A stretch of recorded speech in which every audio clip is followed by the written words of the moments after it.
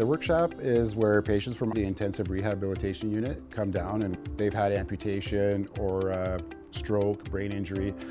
If they're familiar with power tools, we'll reacquaint them and pick an activity to make. There's lots of wood projects that they can pick from. Some patients don't want to do woodworking, so we'll do either an electrical or we have small motors that we can take apart and work with tools. Some patients really enjoy working on the wheelchairs, so we do wheelchair repairs together for the hospital. A little scared at first, like, to use the skill saw, but then John showed me that, and he makes sure he's right by you, helping you out. I had a grade 10 wood shop class, but I got cut short because of COVID, so that's the only other experience I've had doing this, really.